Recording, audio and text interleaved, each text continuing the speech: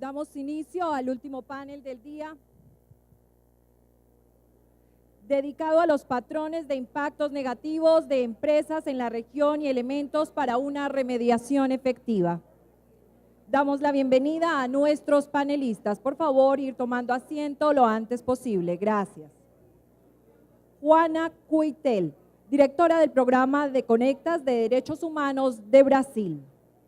Mercedes Morris, directora de Asuntos Corporativos y Relaciones Institucionales de AES Panamá. Nidia Nir, coordinadora del Programa de Responsabilidad Social y Trabajo Decente del Ministerio de Trabajo de Argentina. Yoriko Yasukawa, coordinadora residente de las Naciones Unidas y el PNUD en Costa Rica. Rosemary Bell Antoine, comisionada de la Comisión Interamericana de Derechos Humanos. Adriana Rosenzweig, secretaria regional Uniaméricas. Modera Julia Melo Neiva, investigadora sobre Brasil, Portugal y países del habla portuguesa en África y representante del Centro de Información sobre Empresas y Derechos Humanos. Tiene la palabra la señora Julia Melo. Buenas tardes. Es un gusto estar aquí hoy. Muchas gracias por la invitación. Mil disculpas por mi portuñol. Estoy me esforzando para hacerlo mejor. Bueno, yo soy Julia, trabajo con el Centro de Derechos Humanos, Centro de Información sobre Empresas y Derechos Humanos en Brasil, y cubro los países Portugal y los países que hablan portugués en África, además de Brasil. El tema de nuestro panel hoy es realmente muy importante para avanzar en las discusiones sobre la protección de derechos humanos de abusos por empresas. Este panel busca identificar cambios y continuidad en patrones de abusos por parte de las empresas, diferentes mecanismos de remedio utilizados por habitantes en la región, que sea la conexión con las propias instituciones de la región o iniciativas globales, y resultados de elementos de remediación eficaces. ¿Qué queremos saber? ¿Qué podemos esperar de los remedios? ¿Qué resultados ya tenemos? O sea, necesitamos saber no solo sobre los procesos, pero sobre los outcomes de esos remedios. ¿Y cómo podemos avanzar? El acceso de las víctimas de violaciones de derechos humanos a reparaciones ha sido una de las discusiones que por mucho tiempo han ocupado el escenario de los órganos de derechos humanos en los sistemas internacionales de protección de derechos humanos. El tema se vuelve mucho más complejo cuando se trata de buscar reparaciones por daños y abusos de derechos humanos cometidos por empresas, sean estas nacionales, transnacionales, pequeñas, medianas, grandes, estatales o privadas. Los impactos negativos de las operaciones de las empresas pueden y van a ocurrir. Y cuando los hay, las personas que se ven afectadas por esos deben tener acceso a remediación y a justicia. ¿Pero qué es remediar? Compensar o reparar cualquier daño a los derechos humanos internacionalmente reconocidos. Agravio o daño. Mecanismos de reclamaciones que incluyen, por ejemplo, proceso habitual, estatal o no estatal, judicial o extrajudicial. Es decir, que el acceso a los remedios significa tener la oportunidad y la capacidad de utilizar los mecanismos judiciales y no judiciales eficaces para contrarrestar o superar una situación en que las actividades corporativas están siendo acusadas de haber causado daño a los derechos humanos de un individuo o grupo. Existen muchas formas de reparación.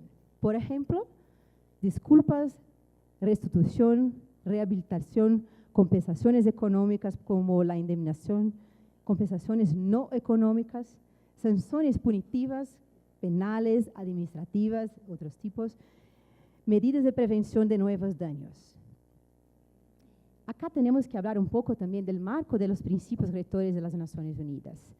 Abordan el tema de remediación en la sección del deber de Estado, en la sección sobre responsabilidad empresarial de respetar y en la sección de acceso a remediación. Los principios establecen 3 tipos sobre el acceso a mecanismos de reparación, 1 fundacional y 3 operacionales. El fundacional es el principio 25. El primero trata de los mecanismos judiciales estatales, que es el principio 26. El segundo de los mecanismos extrajudiciales de reclamación del Estado, principio 27. El tercero de los mecanismos de reclamación no estatales, principios 28, 29 y 30. Asimismo, el documento aporta un listado de criterios de eficacia de los mecanismos de reclamaciones extrajudiciales que delimitan el alcance de este tipo de remediación. Dentro del capítulo relativo a los mecanismos de reparación, los principios rectores llaman la atención de nuevo sobre la responsabilidad de proteger que tienen los estados, los mecanismos de reparación, la obligación de remediar, proporcionando los lineamientos generales sobre los cuales se debe diseñar en el seno de las empresas dichos mecanismos. Igualmente explicita que la reparación se refiere a la restitución de daños causados de las formas habituales como se entiende la justicia, sea con mecanismos judiciales o no judiciales, como lo hacen otros documentos de la ONU sobre víctimas. Retoma las formas de reparación integral existentes que involucran desde la presentación pública de disculpas y todas las otras formas de remediación. Eso así sobre la base que, como dice el comentario principio 25, si los estados no adoptan las medidas necesarias para investigar, castigar y reparar las violaciones de derechos humanos relacionadas con empresas, cuando se producen, el deber de protección de los estados puede debilitarse e incluso carecer de sentido. De lo que se trata aquí no es solamente de la disponibilidad de mecanismos de reparación, sino inclusive del diseño previo y la puesta en marcha de medidas que prevengan el daño y que una vez esto ocurra puedan permitir a las víctimas el conocimiento adecuado, las formas de participación directa o a través de sus representantes legítimos, la transparencia y el debido proceso. La independencia, eficacia e imparcialidad del sistema de justicia en cada país es lo que debería primar para permitir a las víctimas el acceso a la justicia, independientemente de si el caso presente en el país donde la empresa tiene su sede o en donde ocurren los abusos de derechos humanos, lo que hablaba el último panel, ¿no? Al mismo tiempo, las empresas tienen que brindar a mecanismos verdaderos y eficaces de quejas, como escuchamos un poco hoy y vamos a escuchar ahora. Son importantes los regímenes judiciales, pero también las iniciativas voluntarias. Cuando las empresas son multinacionales, las víctimas buscan que el Estado en donde tienen sede acoja las denuncias para obtener reparación. Cada día se registran múltiples demandas contra empresas en el ámbito de los países donde operan. Por otra parte, el papel de los organismos nacionales de derechos humanos, como las instituciones nacionales, comisiones, procuradurías y otras, hacen un trabajo muy importante en favor de las víctimas. Las empresas no aceptan muchas veces ir a juicio y prefieren realizar arreglos con las víctimas, generalmente de compensación económica por fuera de los tribunales.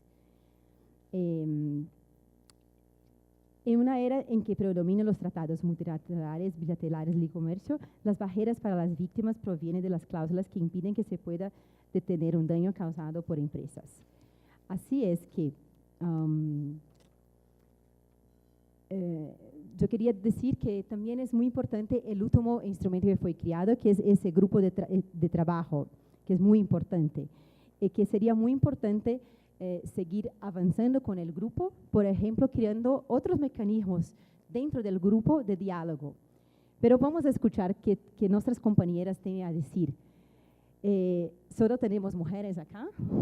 No sé si es bueno o malo, pero creo que es muy bueno. Bueno, la primera pregunta voy a hacer a mi compañera Juana. Déjame encontrar. Juana, ¿qué sabemos acerca de los efectos? Juana es la directora de programa de Conectas Direitos Humanos en Brasil. ¿Qué sabemos acerca de los efectos más frecuentes y más graves de derechos humanos por parte de las empresas en América Latina? Muchas gracias. Buenas tardes otra vez a todos. Quiero agradecer a los organizadores por haberme invitado y antes de responder a la pregunta, no puedo dejar de comenzar lamentando la poca participación de organizaciones de derechos humanos en el debate de hoy. Y especialmente la ausencia de las víctimas de violaciones a derechos humanos por empresas. No cabe duda que para avanzar en la agenda que nos reúne hoy La voz de los afectados tiene que ser oída y será imposible trazar una estrategia de acción sin los afectados y las víctimas también sentados en la mesa. Un foro convocado por el Consejo de Derechos Humanos, que es el principal órgano de derechos humanos de Naciones Unidas, tiene que darle un espacio privilegiado a las víctimas. Y espero, y eso fue planteado por un grupo de organizaciones, que en el foro de diciembre veamos organizaciones de derechos humanos más presentes en las mesas y especialmente a las víctimas. Un foro como el foro del año pasado realmente no nos va a llevar a avanzar en esta agenda. Julia y los organizadores me pidieron que empiece por intentar describir cuáles son las principales violaciones a derechos humanos en América Latina. Y como la discusión ha hablado poco sobre las violaciones, le doy más importancia a esa pregunta ahora. En el informe de 2008, Ruggie hizo una buena descripción de cuáles son las principales violaciones. Lo hizo a partir de un análisis de los casos que estaban en el sitio Empresas y Derechos Humanos. Analizó 320 casos y llegó a las siguientes conclusiones que me parece que vale la pena recordar para empezar la discusión. La actividad empresarial repercute en todos los derechos civiles y políticos y los económicos, sociales y culturales y políticos y laborales. Viola tanto derechos laborales como no laborales. En general, las conductas no violan un solo derecho, sino un conjunto de derechos. Y en la mayoría de los casos que estaban sistematizados, la violación a uno después generaba nuevas denuncias de otras violaciones que seguían ocurriendo. Y ese panorama es absolutamente aplicable a América Latina, pero América Latina tiene algunas particularidades y algunas de ellas me parece que quedaron claras hoy en la discusión.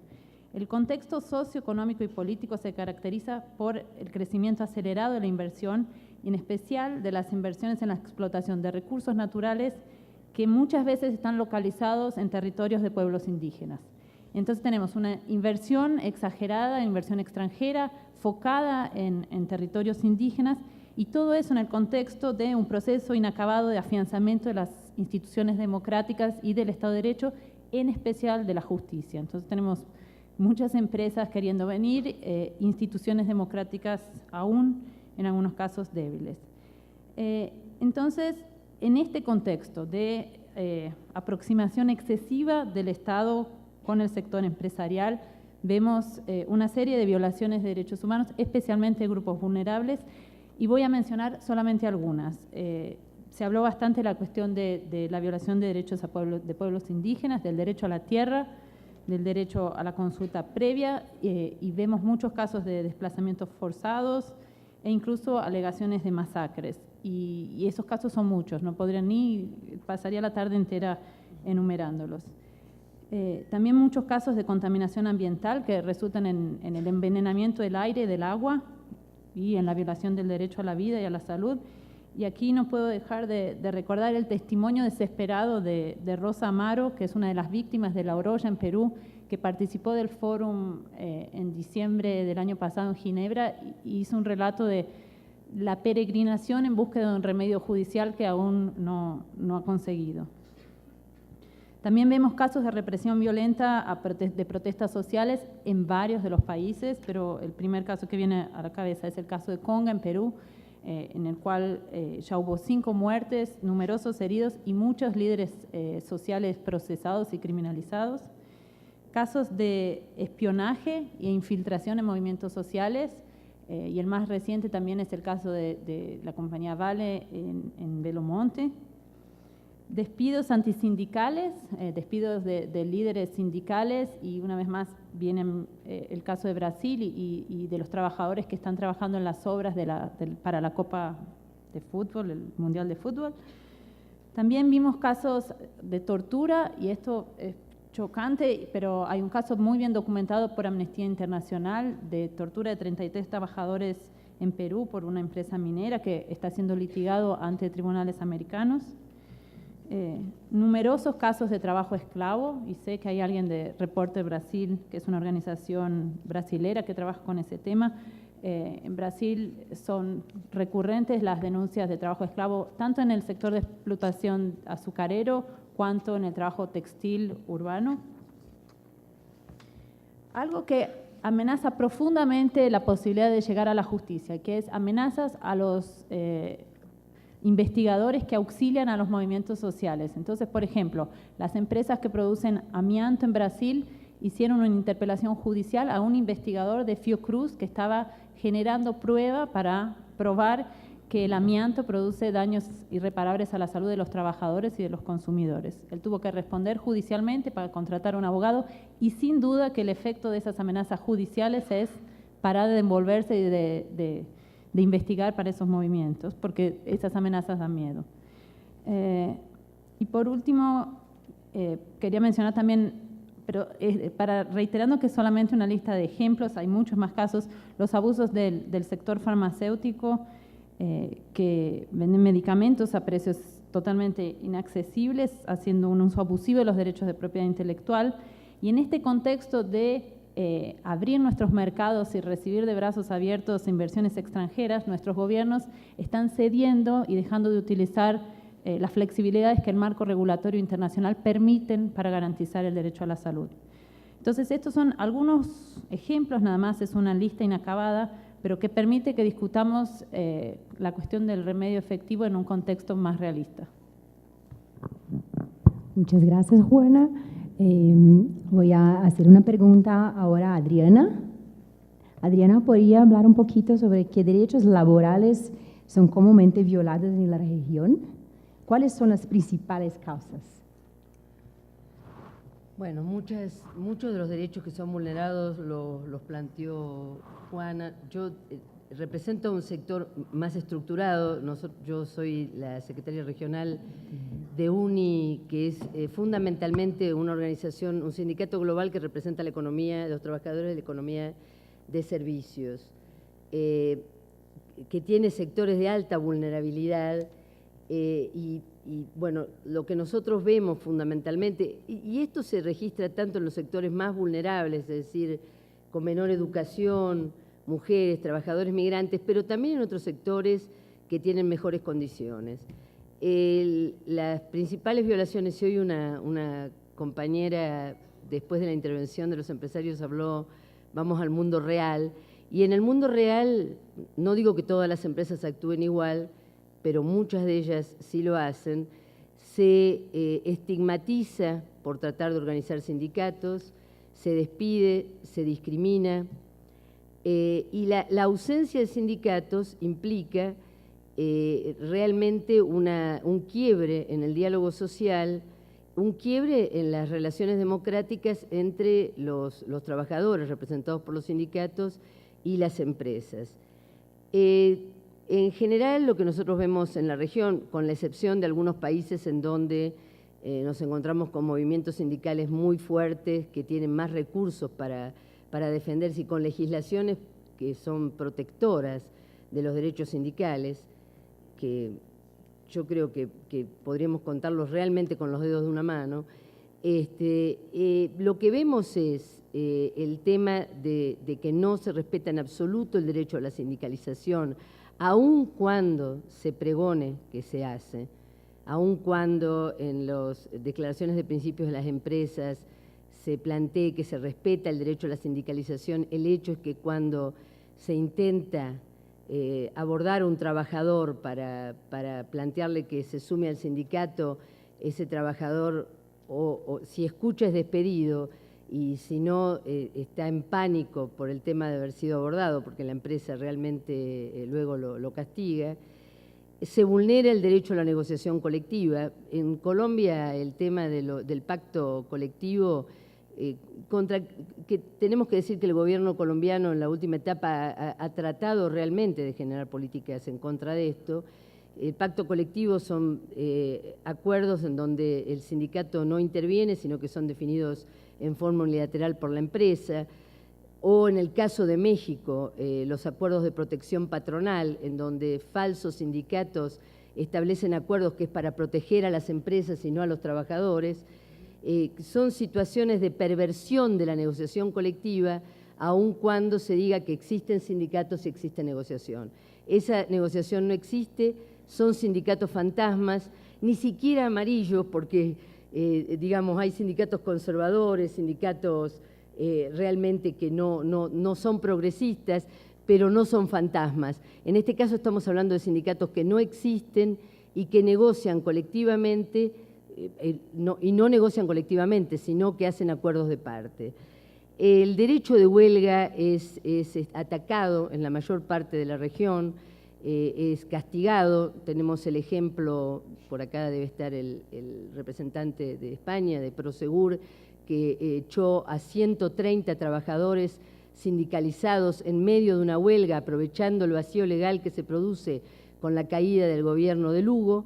La empresa echa a 130 trabajadores en huelga, que están todos en listas negras. Ninguno puede conseguir nuevos trabajos. Algunos de estos trabajadores tenían 20 años de antigüedad en la empresa.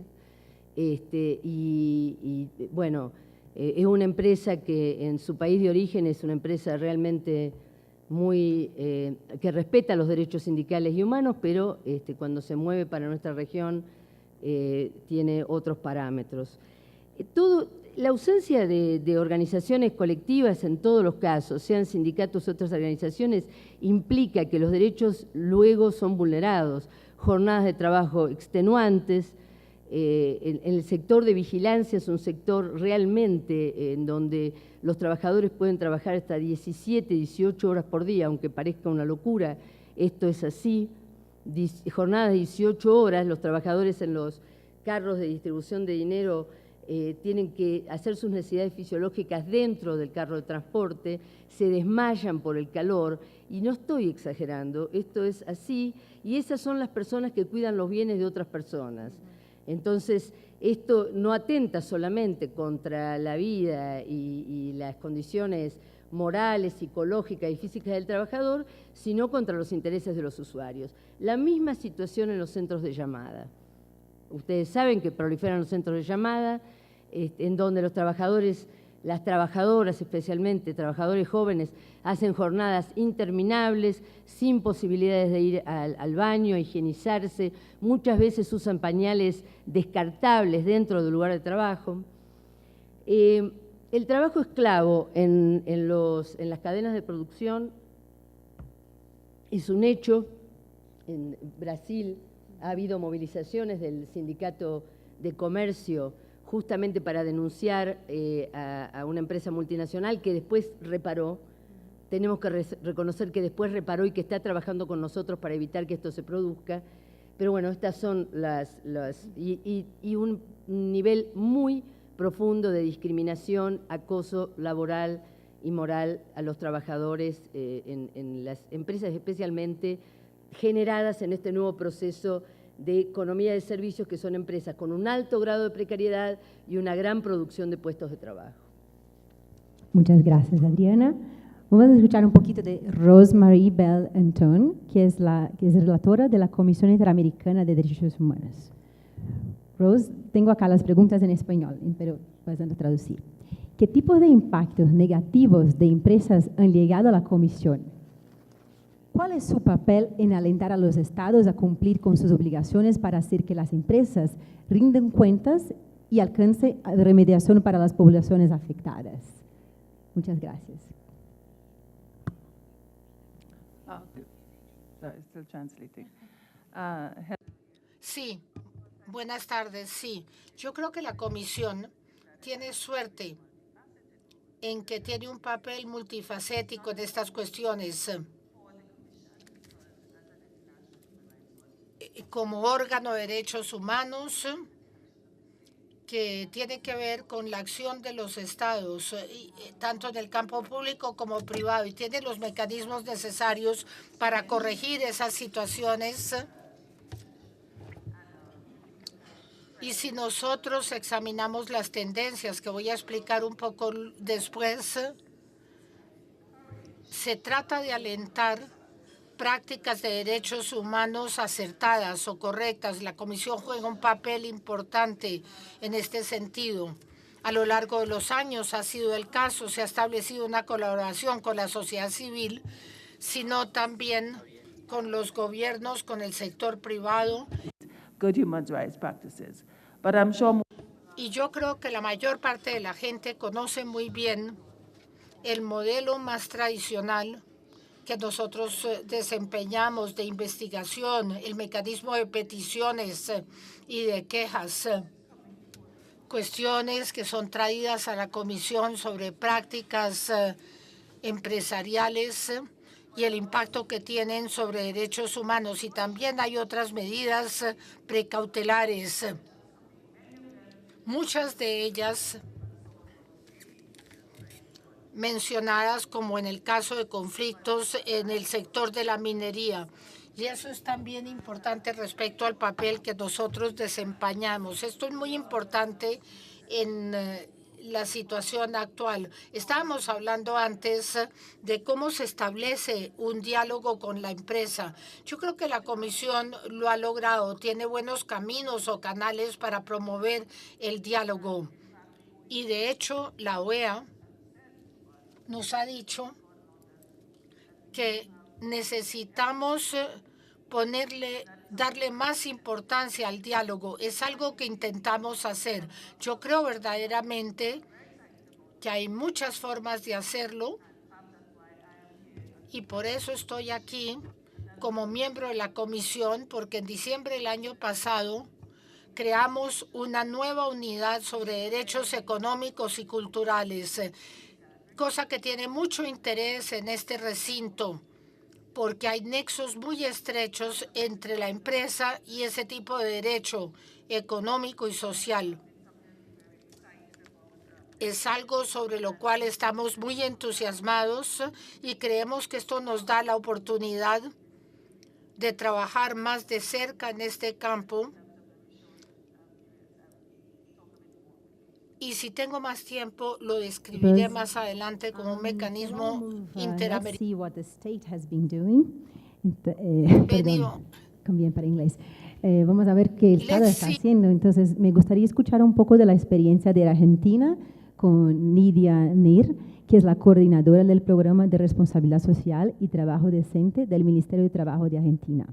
Nidia, desde una perspectiva del gobierno, ¿cuáles son los desafíos para tratar de este tema de los impactos de las empresas sobre derechos humanos? ¿Qué han hecho? ¿Qué han hecho? ¿Qué hemos hecho? ¿Qué funcionó? ¿Qué funcionó? Buenas tardes a todos y todas. Gracias por invitarme. Gracias. En realidad, el primer deber del Estado es cuidar la vida y la libertad de los ciudadanos, así que voy a empezar por el tema más importante, que es precisamente ese. Como ustedes saben, en nuestro país tuvimos una dictadura muy importante, muy terrible. Desde hace ya un tiempo, los culpables han sido juzgados y condenados y están privados de libertad efectiva.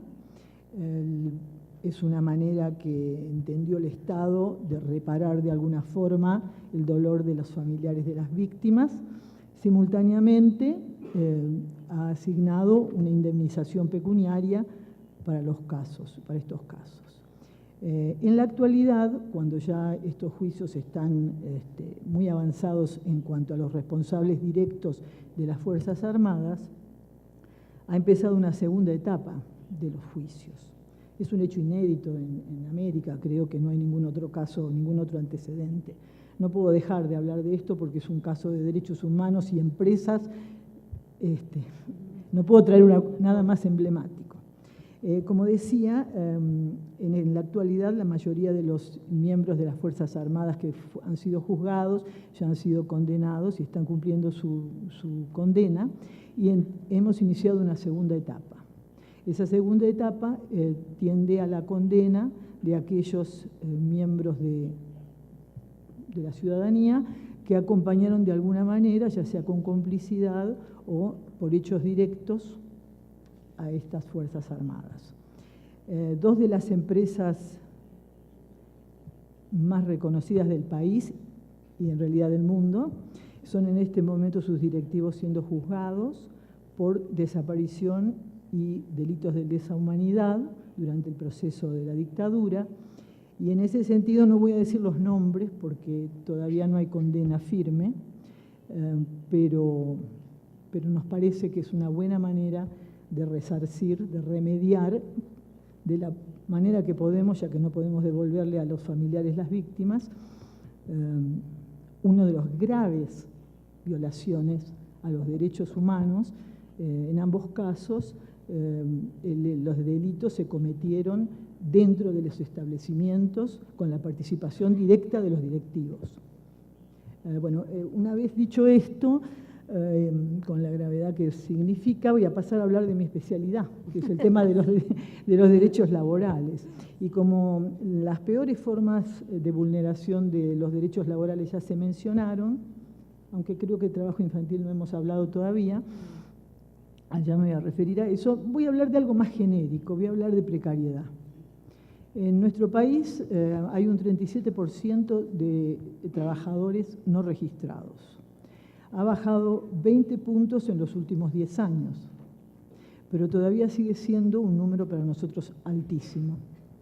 Precariedad significa concretamente que cuando se retiren de su vida útil laboral, no tendrán jubilación, no tendrán salud, cobertura de salud, salvo la gratuita que da el Estado, no tendrán ninguno de los beneficios que tiene aquel que ha sido registrado. Es una vulneración muy clara de derechos humanos en el ámbito laboral. Creo que no hay duda. En realidad es el paraguas de todas las otras vulneraciones sobre trata, trabajo infantil y servidumbre, etc. De ese 37%, si focalizáramos, por ejemplo, en el sector del agro, un sector que produce y tiene muy buenas regalías, encontraríamos que el 55% no está regularizado. Y si focalizáramos, por ejemplo, en el sector que trabaja en cereales y oleaginosas, nos daríamos cuenta que el 66% no está registrado. Un minuto. Bueno, en definitiva, está muy bien. Yo creo que el planteo que nosotros hacemos concretamente respecto de cuál es nuestra tremenda preocupación es bajar esos números. Debemos bajar de ese 37, de ese 55, de ese... Quiero aclarar que en el total país, el 9% de las no registraciones corresponden a grandes empresas, pero cuando focalizamos en el agro, alcanza el 47%. Las grandes empresas tienen un 47% de no registración en el agro. Textil es números similares.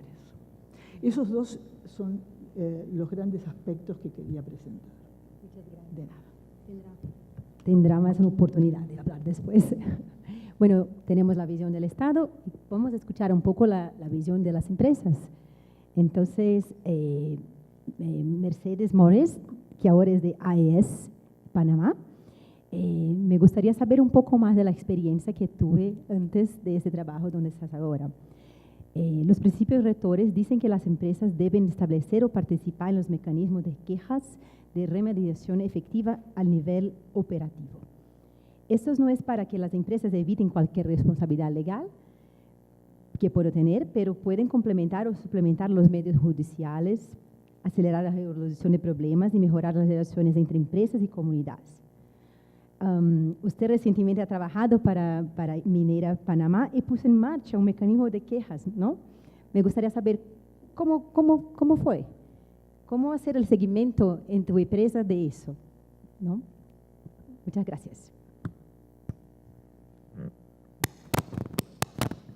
Muchas gracias por la invitación y gracias por la oportunidad de hablar un poco sobre lo que hicimos en Minera Panamá, que fue verdaderamente y que sigue siendo lo que consideramos un modelo que puede ser replicado por otras empresas, del cual podemos aprender mucho, no sin sus retos.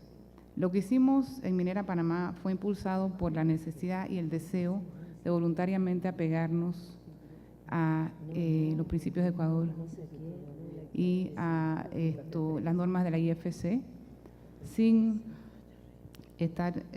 ser financiados por ninguna de las entidades bancarias que usaban esas normas. Teníamos el deseo de voluntariamente apegarnos a ellas. Entonces, también los principios rectores, pues todos contienen la necesidad de tener un mecanismo de quejas. En el estudio de impacto ambiental que preparamos para este proyecto, se ideó todo un sistema de gestión social. Y dentro de ese sistema de gestión social está comprendido el mecanismo de quejas. El mecanismo de quejas se puso en funcionamiento hace unos 2 años y medio y básicamente comienza con la creación de una política que tiene que tener la empresa, por supuesto, la articulación de un procedimiento y entonces la implementación de este procedimiento en campo, lo cual es más fácil decir que hacer. Una de las cosas que hicimos nosotros fue inmediatamente crear una posición de un oficial de respuesta comunitaria. Tuvimos la gran dicha de lograr que un defensor de la provincia de Coclé se interesara, abogado, especialista en derechos humanos, sigue siendo el día de hoy el oficial de quejas, y básicamente la implementación requirió hacer del sistema un sistema accesible a todas las comunidades, lo cual implicó divulgarlo muy ampliamente. También implicó tener presencia física en las comunidades, porque muchas de estas comunidades son apartadas, no tienen acceso a teléfonos. De hecho, no tenemos todavía el módulo de teléfono, esa es la próxima etapa. Una vez las comunidades tengan teléfono, tendremos también teléfono, pero implicó también crear un mecanismo para poder recibir los casos de forma anónima, con buzones. Así es que no solamente estando en campo el oficial de quejas recogiendo, sino también teniendo un formulario que las personas podían llenar.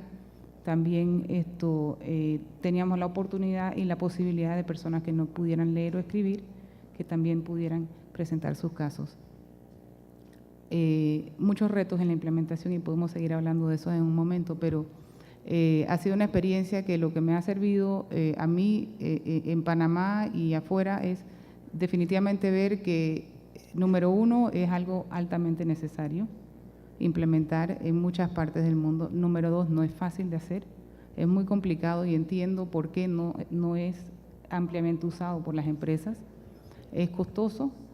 Sin embargo, el valor que representa ese mecanismo para nosotros y lo que ha significado en el proyecto no es invaluable, es absolutamente un mecanismo que sirve no solamente para el tema de mitigar riesgos desde el punto de vista empresarial, es un sistema de gestión de riesgos, pero es también un sistema de alerta temprana.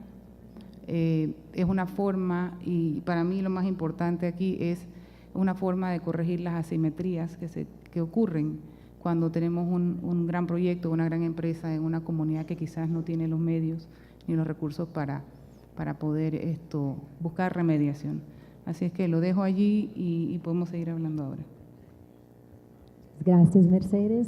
Qué bueno escuchar de una buena experiencia. Bueno, ahora me voy para Yoriko Yasukawa, que es la coordinadora residente de las Naciones Unidas y el PNUD en Costa Rica. Yoriko, en tu rol en PNUD estás involucrada en la facilitación de procesos de diálogo.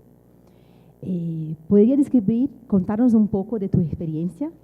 ¿Cómo procesos como esos de diálogo pueden contribuir para la resolución de conflictos provocados por operaciones de empresas y la protección de los derechos de las comunidades afectadas? ¿Cuál es tu rol en PNUD? Muchas gracias. Buenas tardes. Muchas gracias por la oportunidad de compartir esta experiencia. Que tiene que ver con un proceso de diálogo en realidad entre el gobierno de Costa Rica y los pueblos indígenas del sur del país, facilitado por el Sistema de Naciones Unidas y por la Defensoría de los Habitantes de Costa Rica. Es un diálogo que surge a raíz de un conflicto en torno a un proyecto grande hidroeléctrico de la empresa eléctrica estatal de Costa Rica, que se llama el ICE, que el ICE comienza a impulsar sin consultar a los pueblos indígenas que estarían afectados, y esto lleva a su vez a protestas grandes de parte de los indígenas y de organizaciones ambientales y de derechos humanos.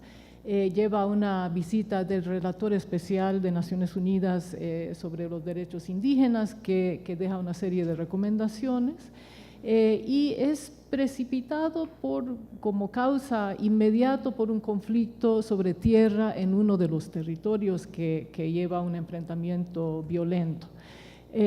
Cómo funciona es que se reúne mensualmente una vez, de parte del gobierno lo supervisa el vicepresidente primero de la República, pero es directamente coordinado por el ministro de Bienestar Social, participan otras autoridades de alto nivel y delegados de los 7 territorios que estarían afectados por este proyecto.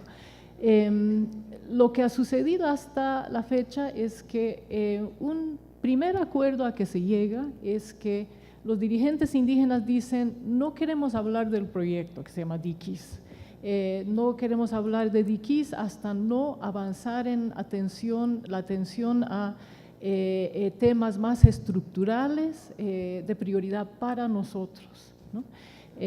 Y el gobierno acepta esa propuesta.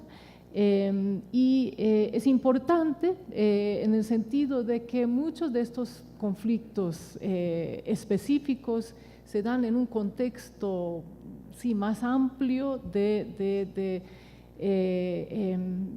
violaciones y de no cumplimiento de derechos, y sí hay que abordar estos temas, ¿no? Y el diálogo efectivamente es un esfuerzo de atender estos temas estructurales de manera integral, lo cual es bueno, pero a la vez hace que el proceso sea muy difícil y complicado y muy lento, ¿no? Y los 5 temas que acuerdan para discusión son seguridad territorial, porque muchos de una parte importante de los territorios está en manos no indígenas, ¿no? Y a pesar de que existe una ley que designa territorios indígenas, los designa como exclusivo uso de los indígenas y que no se puede vender ni nada, ¿no? Temas de desarrollo económico y social, representación, gobernanza de los territorios indígenas, el derecho a la consulta en términos generales sin tocar diquís, y el autogobierno, la autonomía, ¿no? De los pueblos indígenas. Sí, tal vez para terminar este segmento, quizás, o sea, ¿cómo ayuda este tipo de proceso? Obviamente, no, por principio, Naciones Unidas tiene que abogar por la resolución pacífica, dialogada de los conflictos, pero como en este caso donde existe buena voluntad, ¿no? Y buenas intenciones de las dos partes, sí se puede llegar a acuerdos, ¿no? Para tomar medidas concretas, ¿no? De reparación y de cumplimiento, de construcción de derechos.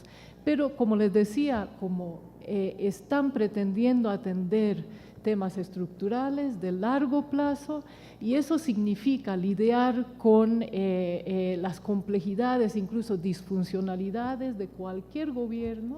Es un proceso muy complicado, lento, y eso ha llevado a frustraciones, y de hecho en este momento estamos teniendo una crisis de conflicto sobre una tierra en disputa. Gracias, Yoriko. Después puede hablar un poquito más de eso con casos más concretos también. Volvemos a Juana. Juana, me gustaría saber un poquito más sobre las organizaciones de la sociedad civil y de los derechos humanos. Como expertos en materiales de empresas de derechos humanos, ¿cómo han identificado una serie de obstáculos, los obstáculos que las partes afectadas enfrentan cuando buscan remediación? ¿Cuáles son los principales obstáculos para nosotros en Latinoamérica? ¿Es fácil obtener remediación en los casos de las empresas nacionales comparado a los casos de las empresas multinacionales? ¿Hay diferencias entre empresas multilatinas y empresas de afuera de la región? Sí, puede hablar de la segunda también, que es, y si ya tiene propuestas de cómo superar los obstáculos, ¿qué necesitamos para ponerlos en práctica?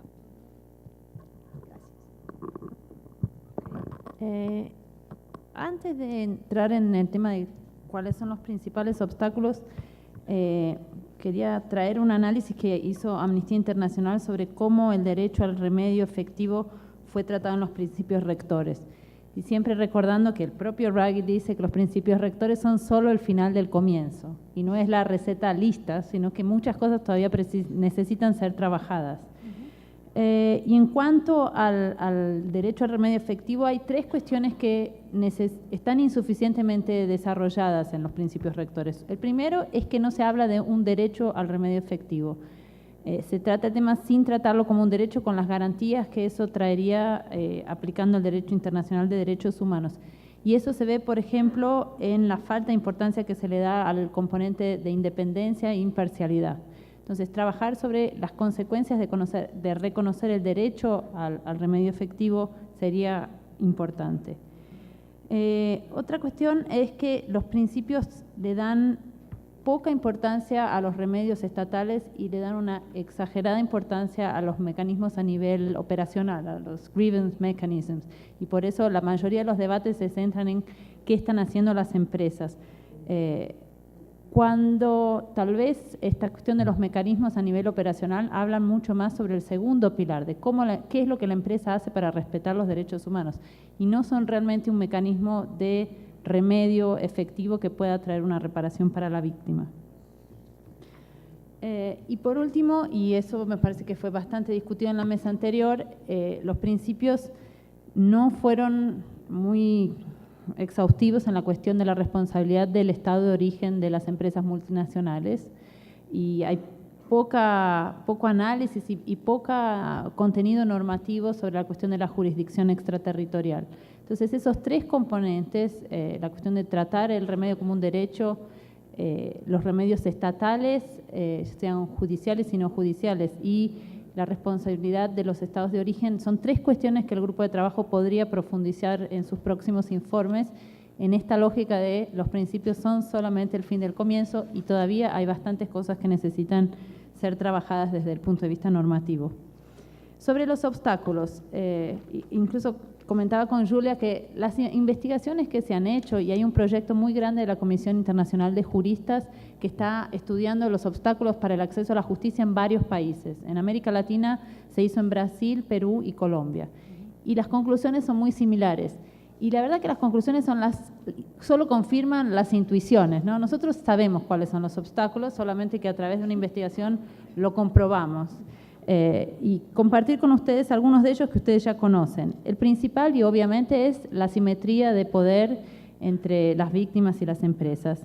Y el informe de Colombia trae una forma de verlo bien interesante, que es la diferencia no es solo de poder, sino también la consecuencia de tener litigantes ocasionales y litigantes frecuentes.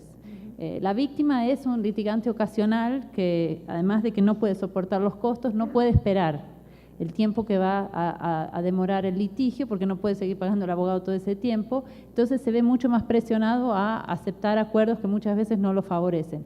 Por otro lado, la empresa tiene el riesgo distribuido en varios casos al mismo tiempo, tiene un estudio de abogados súper profesional y varios abogados al mismo tiempo, y está acostumbrado a lidiar con el sistema de justicia y muchas veces tiene vínculos informales con el sistema de justicia. Entonces, el principal obstáculo es la diferencia de poder, y que tiene una consecuencia directa en cómo esa diferencia de poder se repercute en el acceso a la justicia, en esa cosa del litigio ocasional y el litigio frecuente. El segundo obstáculo que aparece en todos los países es el temor a las represalias y acusaciones a quien lleva los casos a la justicia, y muchas veces no es solo de las víctimas, sino de los testigos que podrían ayudar a comprobar los daños. También apareció en varias de las investigaciones casos concretos de corrupción, dinámicas de corrupción directa de las empresas con funcionarios administrativos o judiciales, y también la cooptación de autoridades locales que pasan a no resistir la instalación de determinados emprendimientos. La cuestión del costo del litigio, y eso creo que es un obstáculo para el acceso a la justicia en general, no solo en los casos de violaciones a derechos humanos por empresas, y la demora del Poder Judicial. Y un punto que me parece que también es un punto que el grupo de trabajo podría estudiar mejor, que es la cuestión de la dificultad para producir prueba. Muchas veces la evidencia de los daños, para comprobar los daños, está en poder de la propia empresa. Y la empresa tiene mucho más poder para producir nuevas evidencias que las propias víctimas. Y la cuestión de la dificultad probatoria del daño ha sido un obstáculo en muchos casos iniciados en distintos países de la región. Se menciona también la falta de conocimiento sobre los derechos y una cultura jurídica excesivamente formalista que es característica de nuestra región. Voy a brevemente mencionar algunas de las propuestas que podrían ayudar a superar esos obstáculos y que podrían ser objeto de mayor análisis por parte del grupo de trabajo y también durante la reunión del foro en diciembre. Para reparar la cuestión de la asimetría de fuerzas, el litigio colectivo aparece como una alternativa. Esquemas normativos que permiten el litigio de los sindicatos, de los pueblos indígenas, de colectivos de afectados, tienden a ayudar a balancear nuevamente la balanza de la justicia. Por otro lado, se propone también crear nuevas figuras de responsabilización penal de la persona jurídica de la empresa como una forma de evitar la impunidad. La cuestión de la responsabilización en el estado de origen y también de la matriz por la subsidiaria, sin duda es uno de los factores centrales que necesitan un mayor estudio y que podría traer justicia para muchos casos de nuestra región. También se habla de la creación de fiscalías y defensorías especializadas. En los países donde hay, por ejemplo, fiscalía y defensoría especializada en crímenes ambientales, se ve avanzar mucho más la cuestión. Entonces, fiscalías y defensorías especializadas en otros tipos de crímenes y de violaciones podrían traer avances. Y por último, para vencer la cuestión de la disparidad de información, la inversión de la carga de la prueba ya se produjo en algunos casos, en un caso en Colombia, en un caso en Brasil contra tabacaleras, y es una forma que ayuda a revertir el problema de la dificultad de producir evidencia sobre los daños. Por último, un tema en el cual también los principios no fueron muy profundos es la cuestión de remedios estatales no judiciales. Y el grupo podría hacer un levantamiento de mecanismos que están funcionando en algunos de nuestros países. En Brasil, por ejemplo, la lista sucia de trabajo esclavo es un mecanismo que funciona. Entonces, cuando hay inspecciones que verifican infracciones laborales y trabajo esclavo, el Ministerio de Trabajo crea una lista de empresas que son responsables por trabajo esclavo y esas empresas no pueden recibir más créditos de instituciones financieras públicas y las empresas se quedan en la lista durante 2 años hasta que reparen los daños y no incurran nuevamente. Sin duda, ese es un mecanismo que ha generado un cambio enorme de conducta en el sector empresarial en Brasil, que podría aplicarse a otros sectores y tal vez existan otras experiencias de las cuales podamos aprender y me parece que el grupo podría tener un papel en hacer ese levantamiento. Muchas gracias, Juana. Muchas preguntas, ¿no? Pero muy útiles, creo, para el grupo, ¿no? Rose, nos gustaría saber un poco sobre las tendencias, ¿no? ¿Cuáles son las principales tendencias de la jurisprudencia sobre las empresas y los derechos humanos provenientes de la Comisión? ¿Cuáles son, en su opinión, los elementos clave de remediación efectiva procesada, así como los resultados? ¿Son las empresas muy dependientes de compensaciones económicas? Dejando de lado la solución real. Todos somos. O la reforma de las prácticas corporativas que causaron o contribuyeron a hacer el daño en un primer lugar. Es eso. Okay. That's quite a few questions in one. In terms of trends, or let me take this up. In terms of trends, I think it's important to note that there is a sort of a positive role in terms of spearheading and even leading human rights norms by the business community. I'm thinking of, it's not all negative, in other words, whether it's by force in terms of business community doing and getting involved in human rights because of trade agreements, which is very much the reality of the region, both Latin America and the Caribbean. You know, if you don't have a good human rights policy, then you're not allowed to trade. That has been so for quite a few years. Buenas relaciones, entonces uno no puede participar en el mercado. Por ejemplo, si ha habido quejas sobre acosamiento sexual o cosas por el estilo, o inclusive también las víctimas del VIH también son líderes en este tipo de situación. También, por ejemplo, en la orientación sexual. Todo esto es positivo y yo creo que hay muchas lecciones importantes que tenemos que aprender, pero lo más difícil es cambiar las tendencias. Pero yo creo que, pues, por ejemplo, una de los ejemplos del cambio de tendencias es la orientación sexual. Todo esto es difícil para la comunidad empresarial porque tiene un costo. Entonces, también tenemos problemas con la tierra. Por ejemplo, en la tierra tenemos problemas de minería o, por ejemplo, la construcción de una autopista. Todo esto afecta a la tierra. Esto ha llevado a violaciones de derechos humanos, inclusive ha llevado a violaciones de la vida. Esto es, pues, muy importante.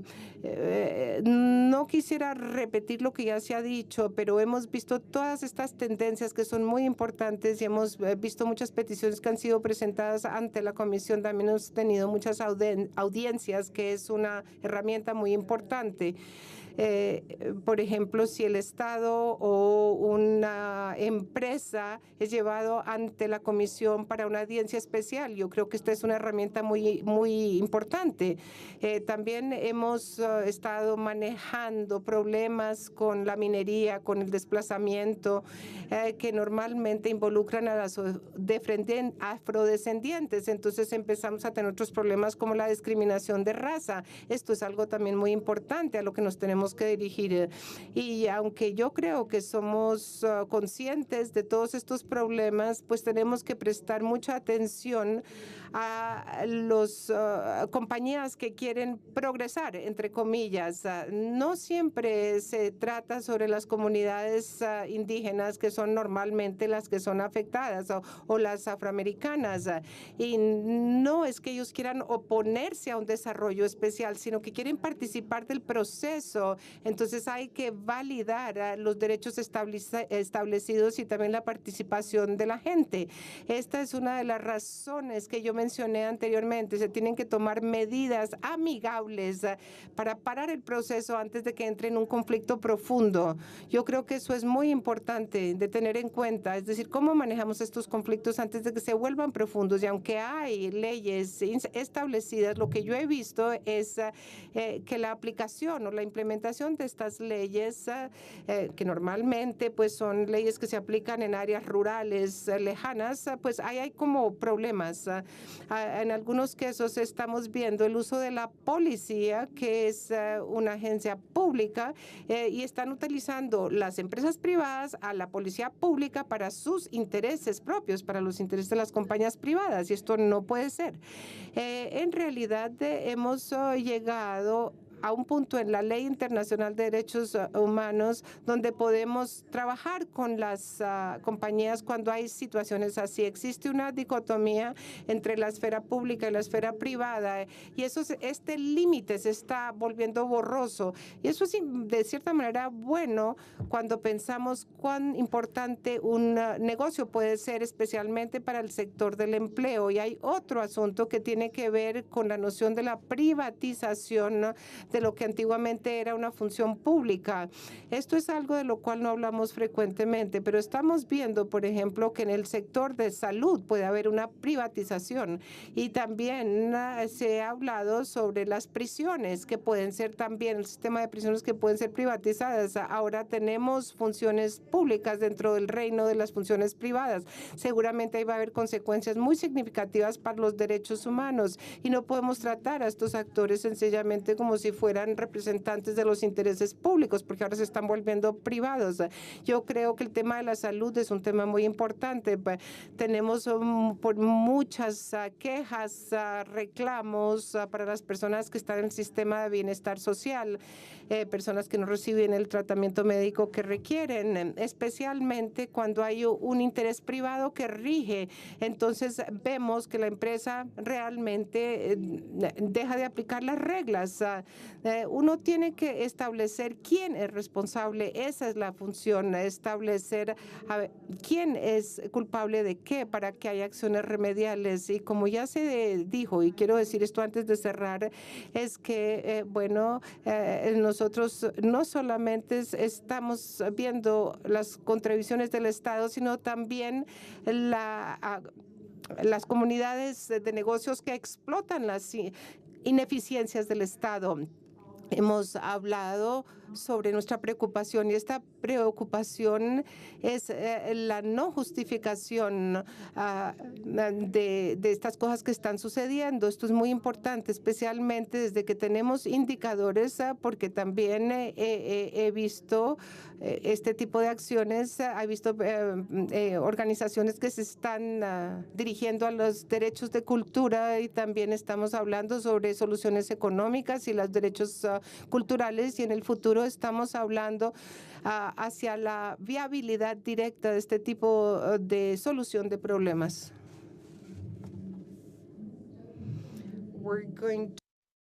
Mercedes.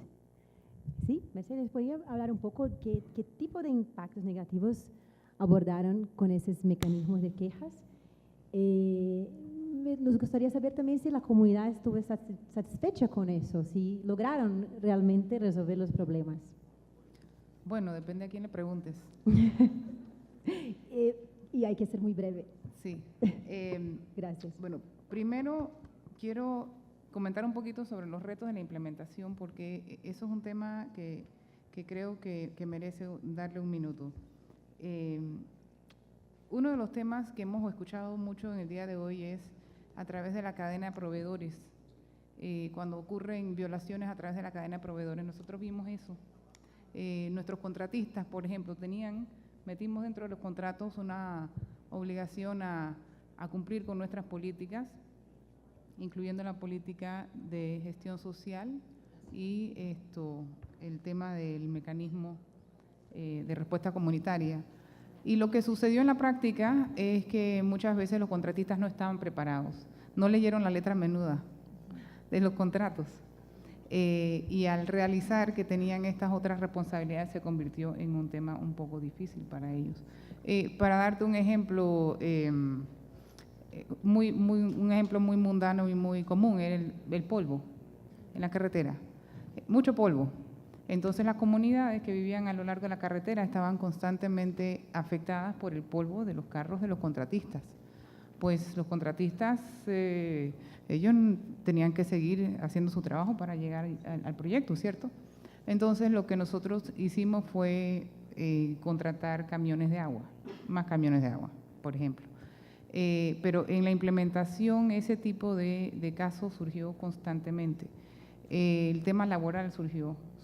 ¿Por qué? Porque los contratistas incumplían su responsabilidad contractual con los trabajadores subcontratados y entonces nosotros, como éramos una empresa contratista o que los había contratado, pues teníamos que ser solidarios con esas situaciones. Entonces ahí se vio una oportunidad muy interesante de trabajar con el Estado, porque se hacía un poco de trabajo para la capacidad del mismo empleado que estaba confrontando una situación, entonces ayudarlo a que pusiera la queja a través del sistema del Estado y se lograba la remediación. Por supuesto que nosotros tomamos medidas también con los contratistas, donde tenían que remediar y de hecho lo hacían.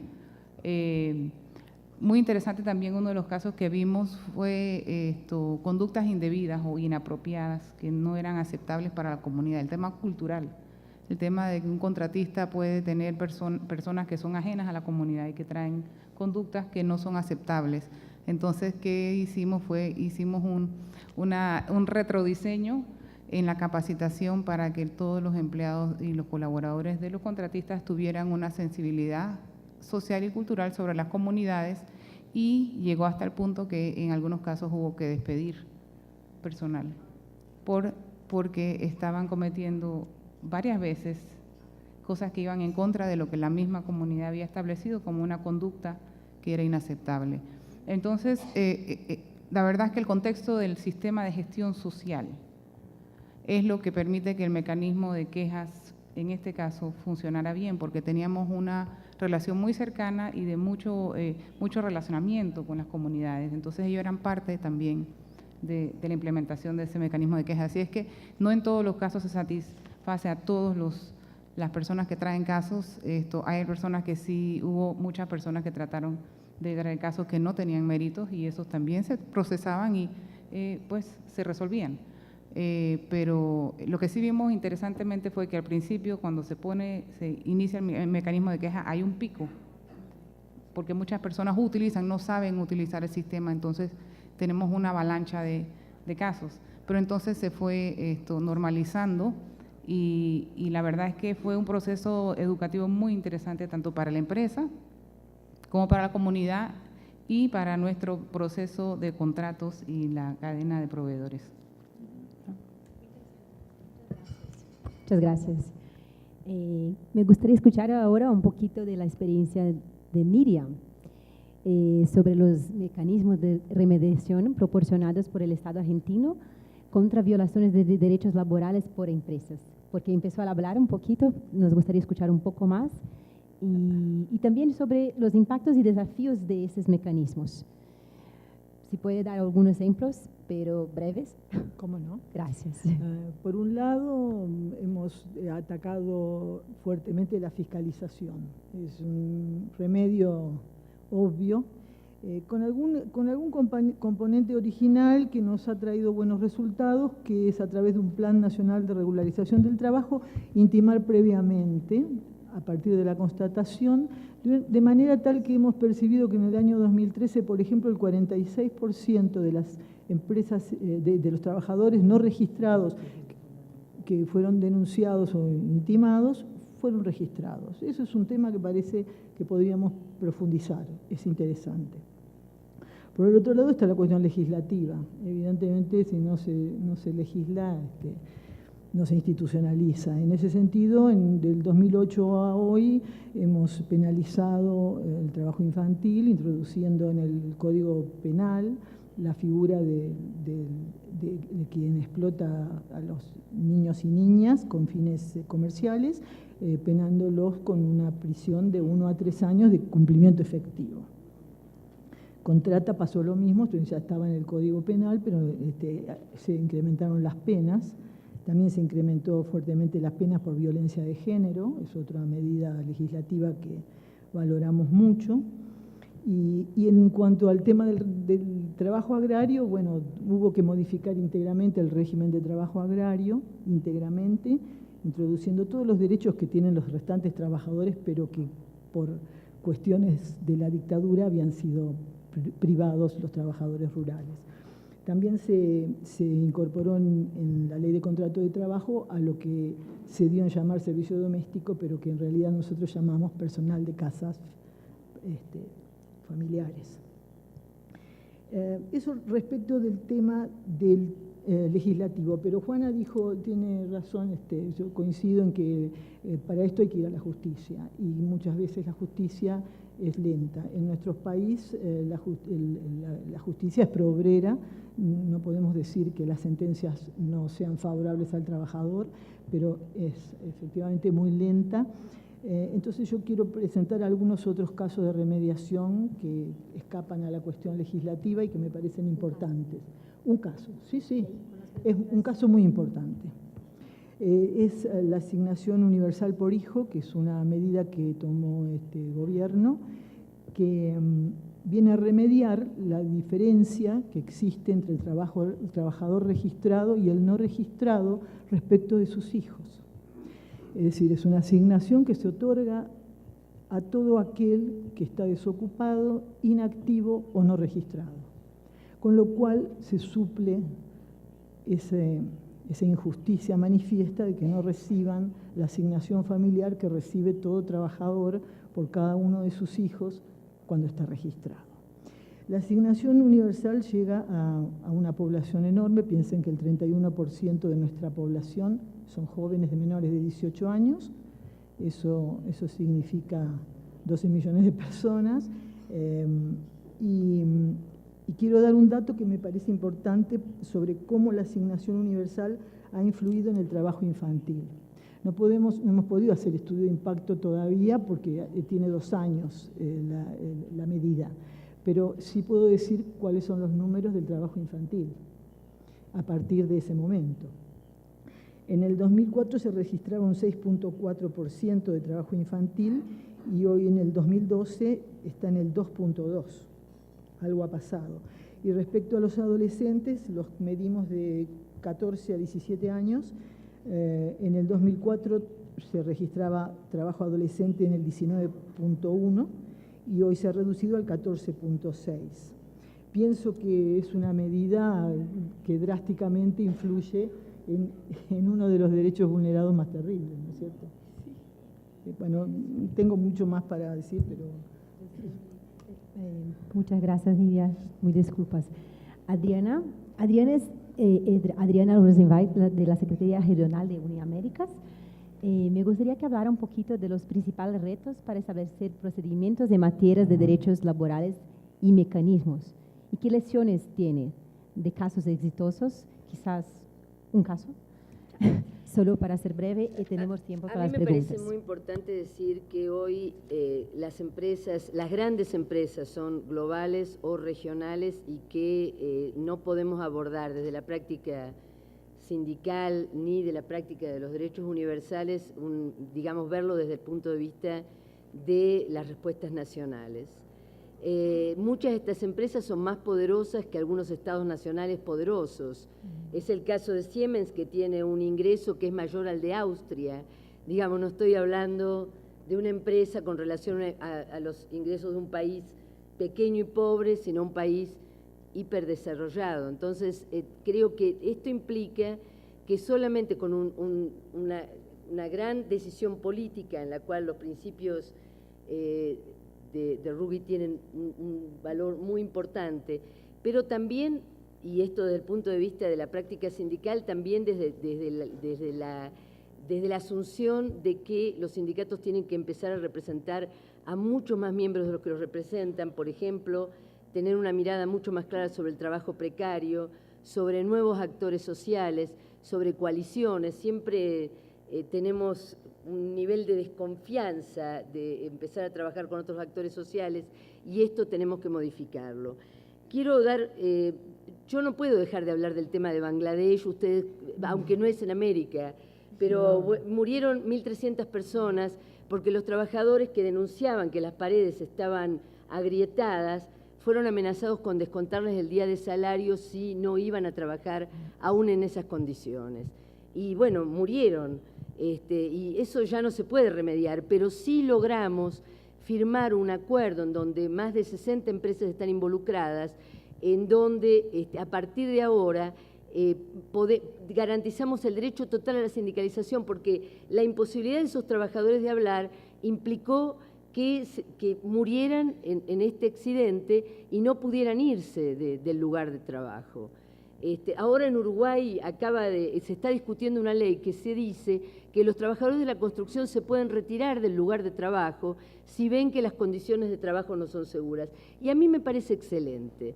Ahora, para esto necesitamos que el conjunto de la sociedad lo entienda, que los sindicatos quieran representar a esos trabajadores que desde el punto de vista del aporte económico son trabajadores que tienen muy poco efecto sobre la economía del sindicato, pero no tenemos otra posibilidad ni otro futuro.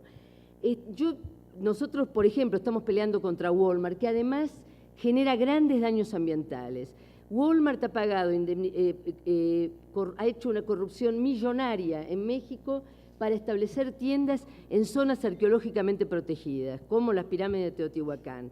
Nosotros no hemos podido organizar sindicatos en México, pero hemos logrado organizar una gran coalición que sale a las calles demandando que Walmart pare con la corrupción, que esta corrupción sea investigada y que termine de generar esta explotación terrible. Lo mismo en El Salvador, hemos logrado movilizar una gran cantidad de personas. En Estados Unidos la coalición se llama Our Walmart y incluye todo tipo de grupos sindicales, sociales, religiosos, feministas, minorías, para poder cambiar una empresa que es el sinónimo de la explotación capitalista. Y no es casual que Walmart no haya querido firmar el acuerdo de Bangladesh.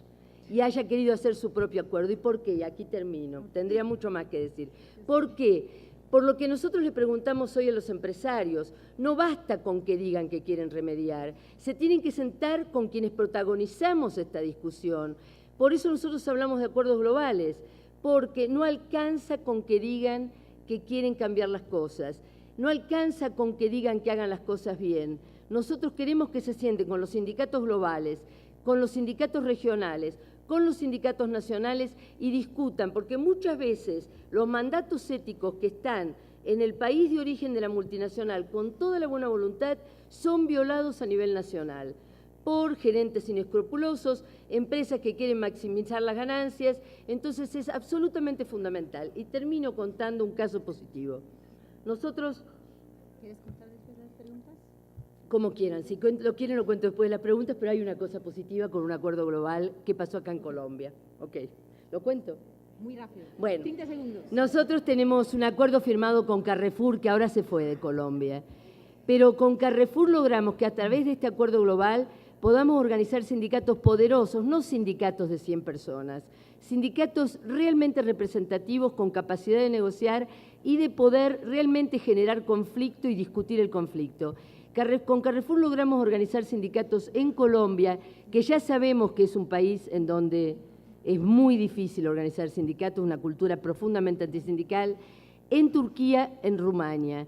Y aquí hemos logrado una negociación colectiva que implicó que para la gente sus condiciones de vida mejoraran con un 20% de aumento salarial para todos, mejores condiciones de trabajo, menos horas y menos precariedad, que es fundamental. Así que bueno, no puedo extenderme, pero digamos, hay acuerdos globales que tienen resultados concretos y los resultados concretos no es que los sindicatos tenemos más poder, sino que la gente se empodera. Muchas gracias. Perdón, Mi perdones también. Lo que voy a pedir a Yoriko también que hable un poquito, pero después vamos a hacer unas preguntas, pero quizás cuando terminamos las personas que se quieran quedar acá podrían hablar un poquito, yo ¿no? tengo que O hablar de mañana tercerización, tenemos más tiempo. Bueno, Yoriko, ¿podrías hablar un poquito del proceso de diálogo con las empresas estatales y las comunidades indígenas? ¿Y cuáles son las experiencias de los distintos países de América Latina en resolución de conflictos con ese tema? Un poco complejo para pocos minutos. No conozco, varios otros, pero sí quería, para ser breve, terminar de contar un poco lo que que estamos en este proceso y tratar de sacar algunas lecciones que ojalá sean útiles para los demás. O sea, como mencionaba, es especial en el sentido de que es un proceso que realmente cuenta con una buena voluntad de parte de los que participan del gobierno y también del lado indígena. Y se han tomado acuerdos importantes, por ejemplo, en el tema territorio, que es un tema clave para los demás derechos también, para todos los 7 territorios de la zona, hacer un ejercicio sistemático de delimitación, aclarar la delimitación de los territorios porque hay ambigüedades y faltas de claridad, a través de un estudio catastral y en base al cual se hará un trabajo en terreno de amojonamiento. Luego, los resultados de ese trabajo se presentaría en una audiencia pública en las comunidades, en donde las mismas comunidades indígenas podrían opinar y también los no indígenas que están ahora ocupando terrenos que algunos tendrán derecho a estar ahí. Y es un paso muy importante porque nunca antes se había hecho este trabajo de manera sistemática, ¿no? Así puntual sí, ¿no? Entonces esto fue acordado por todos los dirigentes indígenas también. Comenzó el trabajo en el territorio más conflictivo, que de hecho pues, fue el detonante para este proceso, y está ya terminado el estudio catastral. En una reunión anterior se acordó ya comenzar el trabajo en el terreno. El dirigente que representa la zona acordó acompañar el proceso y el día siguiente sucedió una toma de tierra en ese territorio a pesar de un compromiso de todos, de mientras duraba este proceso no acudir a medidas de hecho, ¿no? y ir por vía administrativa o judicial, o bien un diálogo en esa misma mesa, ¿no? Entonces, eso nos hizo un poco reflexionar sobre qué habíamos hecho mal, ¿no? Entre todos. Y ahí yo creo que los principios rectores, particularmente la sección 31 sobre la eficacia o criterio de eficacia para mecanismos de reparación, hubiera servido mucho si al inicio del diálogo hubiéramos entre todos hecho un checklist, ¿no? Porque, por ejemplo, no habíamos definido claramente los objetivos y metas con tiempos, ¿no? Y también explicitado las expectativas de los dos lados, porque a pesar de que acordamos todo esto, la percepción del lado indígena es que es muy lento, ¿no? Sí avanzamos, nosotros sabemos que hemos avanzado, pero no se ve nada concreto, ¿no? Entonces la presión de las comunidades son muy grandes. El gobierno tiene que lidiar con presiones del otro lado, ¿no? Que también son difíciles de entender quizás para el otro lado, ¿no? Entonces, faltaba esa conversación inicial y un monitoreo más cercano de los resultados, ¿no? Y otra lección es la importancia de informar bien a las comunidades que al final, ¿no? son afectadas, porque ahí están los dirigentes, pero para eso se necesitan recursos, tiempo, apoyo. Muchas gracias. Bueno, tenemos poquísimo tiempo, entonces solo 3 preguntas muy breves.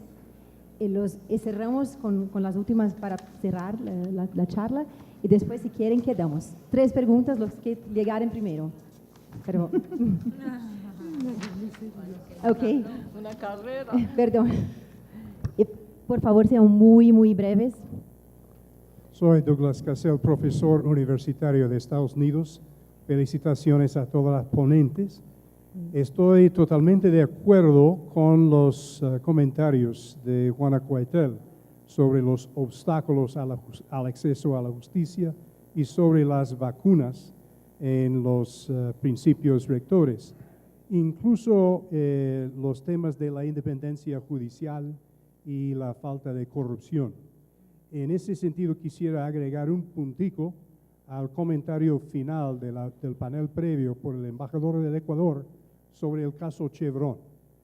En el caso Chevron, el tema de corrupción y falta de independencia judicial se muestra como espada de doble fila.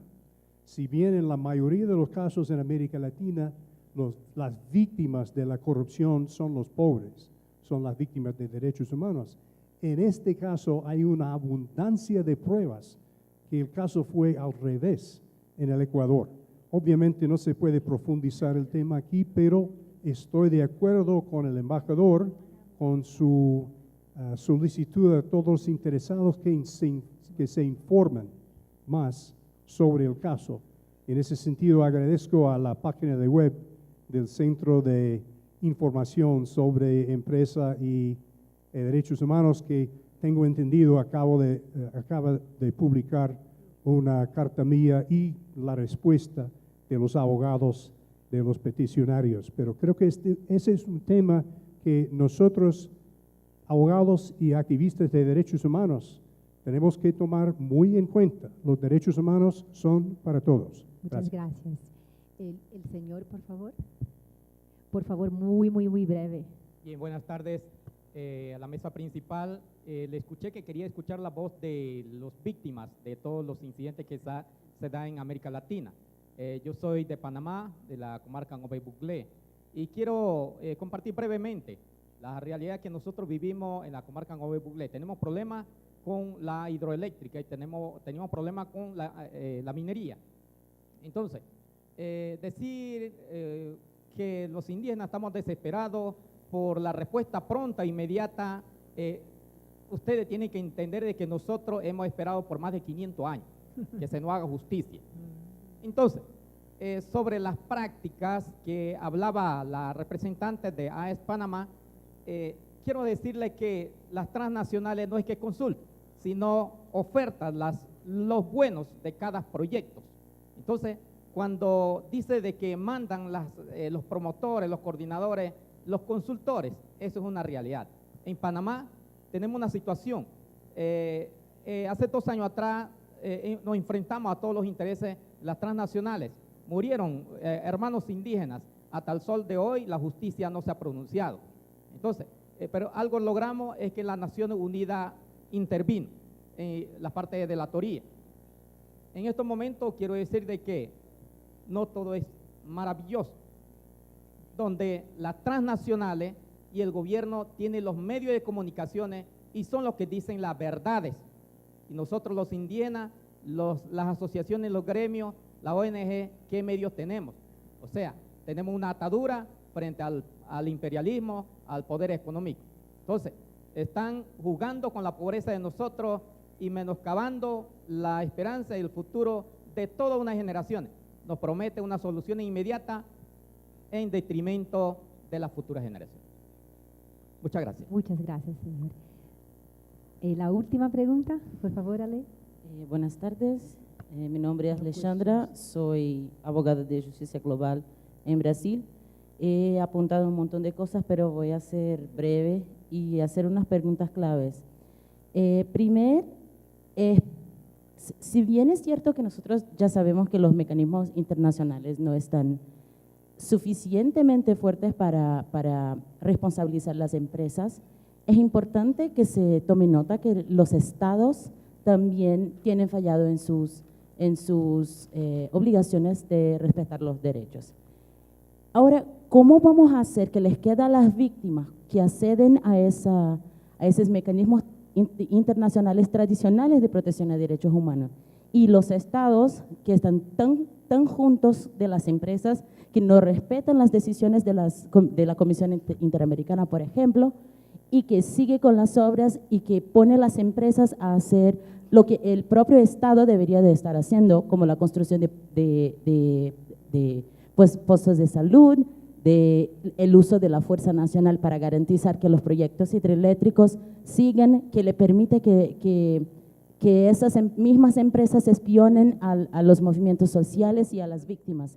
Entonces, de verdad, ¿de qué remedios estamos hablando? Porque uno se queda con la impresión de que es muy importante regular, pero existen otros mecanismos que ya servirían por lo menos para generar accountability para los estados, por lo menos, y estos en regreso a las empresas. El problema es que uno no sabe en dónde empieza uno y en dónde se termina el otro. Uno no sabe qué es el Estado y qué son las empresas. Sí, quizás ¿puedo contestar? Lo que podemos hacer es, cada una puede hablar por 1 minuto. Si quiere responder, sería bueno responder a algunas de las preguntas, pero cerrar su charla acá, ¿ok? Sí. Puede empezar. Contesto en nombre del Estado, porque el cuestionamiento es al Estado en este caso. Creo que hay una mala interpretación. Cuando yo hablo de precariedad, que es el caso que planteé, estoy pidiendo que cumplan la ley. No estoy pidiendo que cumplan el rol del Estado. No estoy pidiendo que se ocupen de la carga que tiene el Estado. Necesito cerrar hablando de tercerización. Las instituciones, los organismos internacionales hablan de cadena de valor hace, no sé, la infinidad de años. Sordos. Tercerización es un tema para sordos. Nadie escucha. La tercerización precarizante es la que genera todo este tipo de problemas. Las grandes empresas multinacionales han venido a América Latina y han tercerizado no de manera virtuosa, no por la especialización, sino para precarizar, para la baja. No se hacen cargo de su cadena de valor. Y la ley es clara. La ley dice concretamente que si hace la actividad principal de la empresa nuclear, es tan responsable como el proveedor. Eso es lo que nosotros no pedimos, demandamos. No estamos pidiendo que nos ayuden a resolver los problemas sociales. Pedimos que cumplan la ley. Somos tan modestos que pedimos que cumplan con la ley. Espero que eso le haya respondido la pregunta, ¿no? Y eso es lo que quiero dejar como mensaje. Okay, I'll wrap up as well as attempt do my concluding in one answer. También yo quiero regresar al asunto de la jurisdicción que no pude comentar, y yo creo que es una pregunta muy importante que también responde a algunas de las preguntas que se han presentado acá. La pregunta es si podemos o no podemos hacer algo con las compañías transnacionales y los problemas transnacionales que estas compañías generan. Y yo creo que hemos colocado demasiado énfasis en los estados y no a los estados origen de estas multinacionales. O sea que tenemos que presionar a los estados donde están sucediendo las acciones, pero también nos tenemos que enfocar en los estados de origen, porque muchas veces son estados muy ricos, muy desarrollados, de donde vienen estas compañías en general. Y efectivamente estas compañías tienen unas políticas de derechos humanos maravillosos para otros países, pero no hacen lo suficiente cuando están funcionando en estados fuera de los Estados Unidos. Yo creo que sobre el asunto de jurisdicción, yo creo que este no es el obstáculo tan enorme que creemos que es. Este asunto se ha tratado aquí, pero en otros campos, especialmente estoy hablando, por ejemplo, de esas jurisdicciones fiscales. Ahí existe lo que nosotros llamamos una jurisdicción unilateral. Se han saltado todas las leyes y cuando quieren recoger los impuestos o cobrar impuestos, bueno, decimos no, tenemos jurisdicción sobre usted, no importa usted dónde esté, no importa dónde esté en el mundo. Entonces, para la ley fiscal, pues ahí se aplican todas las leyes, pero para los derechos humanos no siempre aplican en todas partes. Y yo quiero decir que pues estos reclamos se pueden poner en uno u otro país. Tenemos un reclamo con respecto a Haití. Y Haití pues es una jurisdicción complicada de manejar. Entonces, bueno, tenemos que seguir mirando a los estados de origen para poder ir más allá de la jurisdicción de origen. Rose. A ver, un minuto. Gracias. Bueno, yo voy a seguir lo que dice Nidia, porque yo creo realmente que hay una cultura de las empresas, de la mayor parte de las empresas, que se profundizó en la década de los 90, que es precarizar para ganar más, precarizar para debilitar a los sindicatos y a las organizaciones sociales, nivelar hacia abajo para maximizar costos, ganancias, perdón, y fragilizar a las democracias en última instancia. Porque todos sabemos y somos testigos que cuando la gente ya no confía en que los mecanismos de la justicia, los mecanismos de la negociación colectiva son suficientes, la gente toma otras opciones y normalmente son en contra de los propios ciudadanos y ciudadanas que están buscando una vida más justa. Por lo tanto, yo creo que es absolutamente imprescindible para todos nosotros convencer a las empresas por la vía del diálogo, por la vía de una discusión abierta y clara, de que precarizar es un mal negocio, de que cuando tienen accidentes que no son accidentes, no hubo un terremoto en Bangladesh, no se cayó un edificio en el centro de San Pablo porque hubo un terremoto, se caen los edificios y pasa esto en Bangladesh porque las empresas no tienen límite. Entonces hay que convencerlos ante los accionistas, los clientes, los consumidores, que esto no es negocio y que este negocio solo conduce a la fragilización de todos los mecanismos sociales. Yo creo que por eso nosotros insistimos que no alcanza con que en la página web de las empresas se diga que están por principios éticos. Los principios éticos no se pregonan, como la negociación colectiva, que no es realmente colectiva, no existe, es una mentira, una falacia. Son pactos que se hacen entre personas, pero que no incluyen a los ciudadanos y ciudadanas que son participantes de la democracia. Y termino diciendo, en las Américas, el movimiento sindical realmente dio una prueba fehaciente durante toda la historia de las Américas de que apostó a la democracia y la apostó con víctimas. y le apostó con su sangre, le apostó con sus esfuerzos y su movilización. Por lo tanto, no hay ningún motivo para excluir al movimiento sindical como actor social básico para la discusión de temas esenciales como es justamente cómo se organiza el mercado de trabajo, cómo se organizan los trabajadores y cómo se negocia. Muchas gracias, Adriana. ¿Puedo hacer la palabra para Mercedes, por favor? Gracias. Compañero Patricio, gracias por la observación. Creo que no todo es maravilloso, porque si todo fuera maravilloso no estaríamos aquí. No tendríamos necesidad de abrir estos espacios. Hemos hablado mucho de la necesidad de dialogar, de cómo buscamos los espacios para dialogar.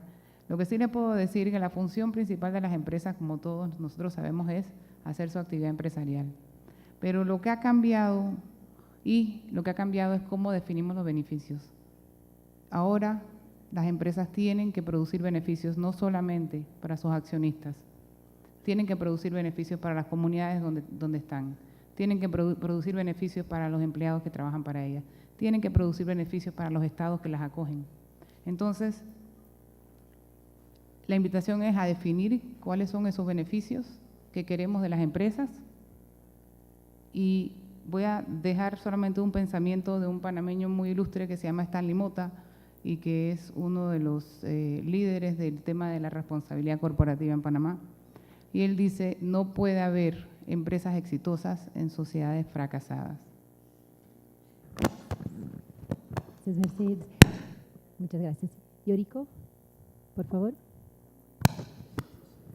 Sí, tal vez comento sobre lo que dijo el representante del pueblo Nové Bulblé y también la última intervención.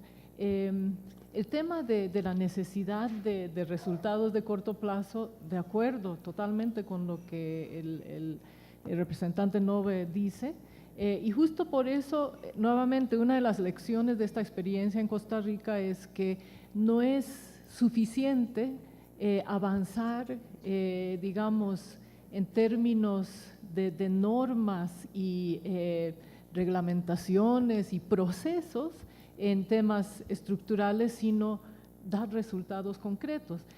Pero para eso también hay necesidad de trabajo de fortalecer capacidades. Para dar un ejemplo, en el trabajo sobre el desarrollo social y económico y la construcción de planes de desarrollo para cada territorio, el ministro que lidera la participación del gobierno varias veces en varias reuniones insistió en que él necesitaba propuestas concretas de proyectos de corto plazo para incorporar ya en el presupuesto del Estado. Y se desesperaba porque las propuestas que llegaban eran muy generales, pero también había que ayudarles a las comunidades y a tal punto que en una de las reuniones él dijo, ok, lo vamos a hacer ahora. Él personalmente se sentó con los dirigentes, hizo una matriz, lo llenó, pero son cosas que había que prever, ¿no? Eso es un poco mi punto.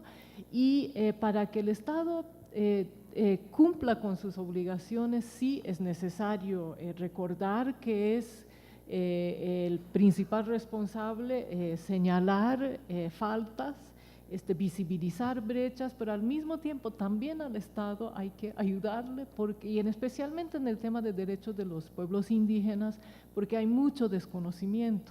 Y un área de desconocimiento particular es el tema del derecho a la consulta, ¿no?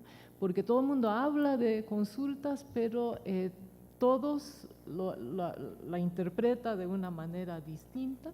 Entonces, justo uno de los procesos que estamos apoyando es construir una base común de conocimiento para en algún momento formular entre todos una normativa que todos puedan considerar adecuada. Muchas gracias, Yorico. Juana, muy breve, por favor. Sobre la cuestión de Ecuador y Texaco, me parece que podríamos darle mañana unos minutos al embajador Gallegos para que pueda responder, porque no acompaño el caso de cerca. Lo que sí me parece es que en general las empresas solo denuncian un estado de corrupción cuando esa corrupción los perjudica y no cuando los perjudicados son los más pobres. Y eso me lleva a una cuestión que hasta veníamos discutiendo, que es la responsabilidad de las empresas de speak out, de usar su espacio de influencia para quejarse y para denunciar violaciones a derechos humanos que están ocurriendo en el país donde están actuando, incluso de violaciones en las cuales ellos no están directamente envueltos o actuando, llevando adelante la violación. Las empresas tienen una gran capacidad de influencia, están viendo lo que está pasando y tienen capacidad de denunciar y de hacerlo saber y de colocarlo, por ejemplo, en la empresa o en la prensa o en reuniones con autoridades. En ese sentido, la ISO 26000 es mucho más clara sobre lo que se espera de las empresas en ese tipo de contextos, y los principios rectores son un poco más confusos, lo dejan como algo opcional. En ese sentido, la empresa puede tener la obligación de hablar, de speak out, o en determinados contextos de salir, de decidir no actuar en estados en los cuales no hay un Estado de Derecho que le permita confiar en las instituciones, pero quejarse de las instituciones porque las instituciones al final no los beneficiaron no me parece un argumento muy objetivo. Sobre la pregunta de Alexandra sobre los mecanismos internacionales, me parece que podríamos conversar después un poco más con Rose de la Comisión Interamericana, porque sin duda el sistema interamericano entra en una etapa nueva y no estoy muy segura que esté preparado. Las violaciones de derechos humanos de nuestra región están sumamente ligadas a la actuación de las empresas en una relación muy intrínseca con los estados, y la Comisión tiene que prepararse para reaccionar a eso de forma rápida, y la experiencia de Belo Monte es muy preocupante sobre cómo eso va a pasar y cuál va a ser la reacción después de los estados. Y por último, dejar un llamado al grupo de trabajo a que trate con profundidad en sus próximos informes el tema del acceso a un remedio judicial efectivo, dándole importancia a los remedios estatales y desarrollando propuestas concretas que ayuden a superar los obstáculos, entre ellas la cuestión de la jurisdicción extraterritorial. Gracias. Bueno, me gustaría agradecer a todas las ponentes. Creo que tuvimos poco tiempo para debatir los temas que son tan profundos, pero fueron excelentes. Les invito a continuar discutiendo hoy, mañana, cuando quieran, porque es un tema de suma importancia para que podamos avanzar con la protección de derechos humanos cuando hay abusos por empresas. Entonces, muchas gracias por quedarse hasta las 6:30. Muy perdones. Gracias.